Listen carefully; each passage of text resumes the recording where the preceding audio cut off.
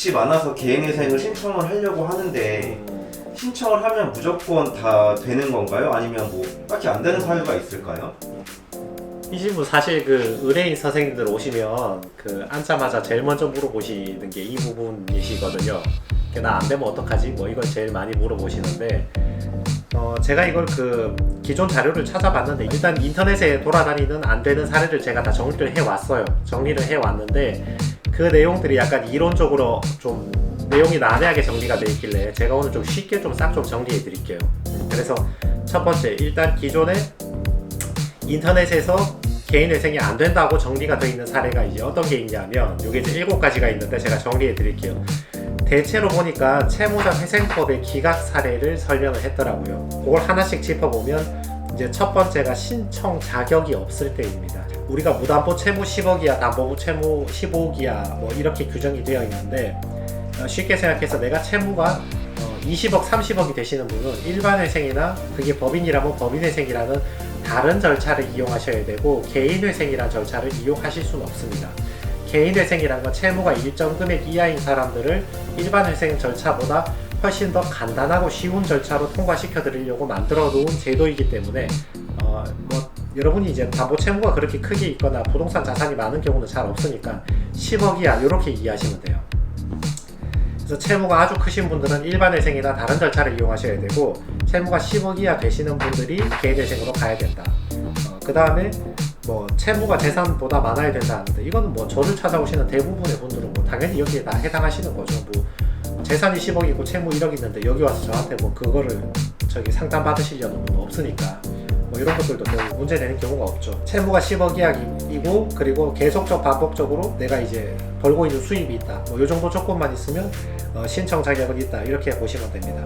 그리고 채무자회생법 595조 제2호 서류 제출하지 않거나 허위로 제출했던 경우 뭐 이렇게 되어 있는데 법원에서 서류를 제출해 달라고 했는데 제출하지 않거나 또는 그 사실하고 다른 경위로 예를 들어 직업이 없는데 있다고 말하거나 소득이 높은데 낮다고 말하거나 낮은데 높다고 말하거나 이렇게 허위 서류를 만들어서 제출하는 경우에는 그게 회생이 안 될 수가 있어요. 그리고 세 번째 3부 절차 비용을 납부하지 아니할 때 뭐 인지세, 송달료, 예납금 이런 비용들을 여러분이 법원에 납부하셔야 되는 게 있습니다. 이 비용들은 변호사 수임료하고 별도로 여러분이 법원에 납부하실 비용인데 이걸 납부하지 않았을 경우에 또 기각 사유가 됩니다. 네 번째, 변제 계획안을 제출 기간 내에 제출하지 못했던 경우 뭐 이런 게 있고 또 다섯 번째는 신청일 전 5년 이내에 면책을 받은 경우 그러니까 내가 면책 받고 5년도 지나지 않아서 계속 재신청하는 사람을 의미하는 거죠.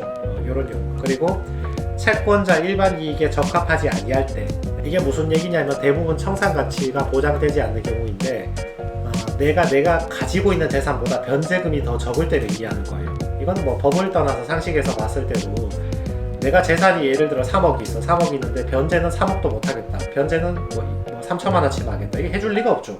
아니 재산이 그렇게 많으시면 재산보다 더 변제해야 되는 거니까.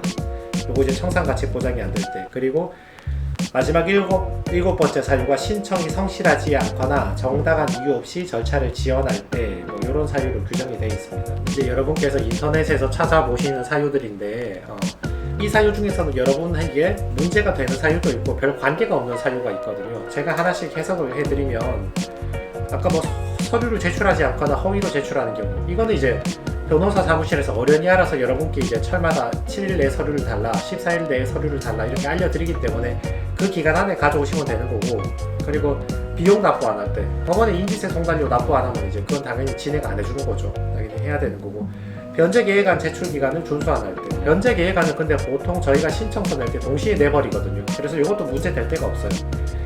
그리고 5년 내에 재신청할 때 요건 이제 상습적으로 반복적으로 신청하는 분들인데 요건 이제 나의 사건 검색에서 조회를 해보면 그 사람이 5년 내에 신청했는지 안 했는지 명백하게 날짜가 드러나니까 이런 것도 이제 실수가 되는 일이었고 아까 청산가치 보장 안 될 때 재산은 큰데 변제는 조금만 하겠다는 이런 사례도 잘 없죠. 보통 재산이 큰 분들은 회생을 신청 안 하시니까 그 재산 약간 팔아서 변제하시고 마니까 이런 것도 이제 크게 문제가 안 되는데 그리고 신청이 성실하지 않거나 정당한 이유 없이 지연할 때 이것도 이제 변호사 사무실에서 어련히 챙겨주니까 여러분들도 이제 제때에 다 제출하실 수 있는 거죠. 그래서 이런 거 복잡한 거 이론상 무슨 법률상 기각되는 사유 이런 거 싹 빼시고요. 방금 전까지는 이론상 그렇다는 거고 그런 건 이제 기억하실 필요 없고요. 여러분 실제로 실무상 문제 되는 건 딱 3개밖에 없어요. 첫 번째, 서류 늦게 가져오실 때. 그냥 바쁘세요 다들. 채무자 선생님들 너무 바쁘시니까 저희가 서류를 달라고 설명드렸는데 깜빡하고 지나가시는 경우가 있죠.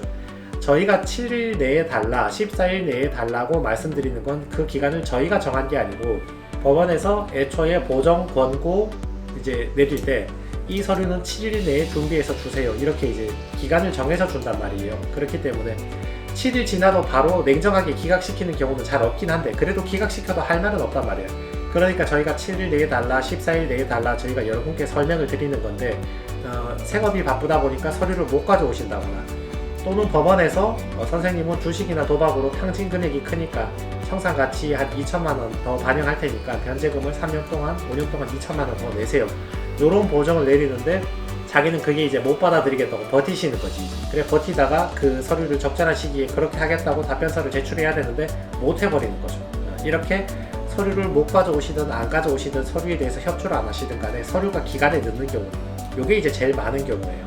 두 번째, 채권자 집행 안 가실 때 바쁘잖아요 여러분들. 너무 채무자 선생님들 너무 바쁘시다 보니까 채권자 집행기일에 안 가버리시는 경우가 많거든요. 요거 이제 한 번은 봐주실 때 많은데 2번씩 결석하고 하면 요것도 기각이 됩니다. 그래서 두 번째 사유는 이제 채권자 집행 안 가실 때.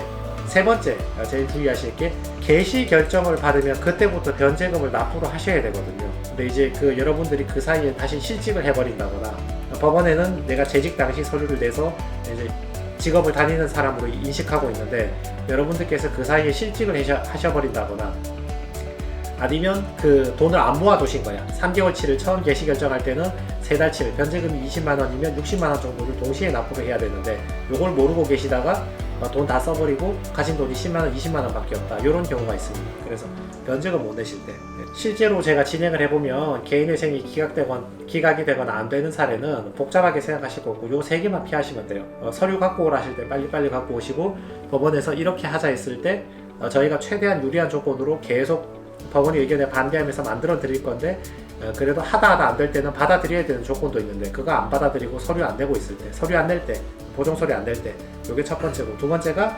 채권자 집행기일 안 나갈 때 그리고 세 번째가 그 변제금 못 내실 때. 그래서 요거 3개만 조심하시면 나머지는 뭐 크게 뭐 문제 되실 경우는 거의 없습니다. 네, 그 3가지도 제 개인 생각으로는 뭐 크게 어려운 건 없는 것 같은데 네네. 그러면 첫 번째 서류를 못 낸다고 했을 때 대신 서류를 대행해 주시기도 하시나요? 네, 맞아요.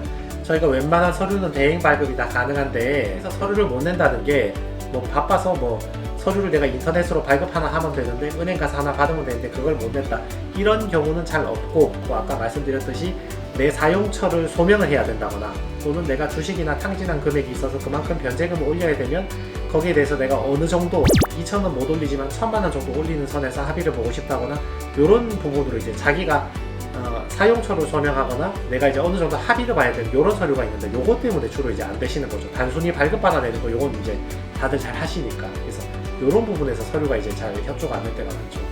그래서 이런 부분만 잘 협조를 해주시면 서류 발급 같은 경우는 큰 어려움 없이 다 발급받아서 제출하시고 안 되는 경우는 잘 없다.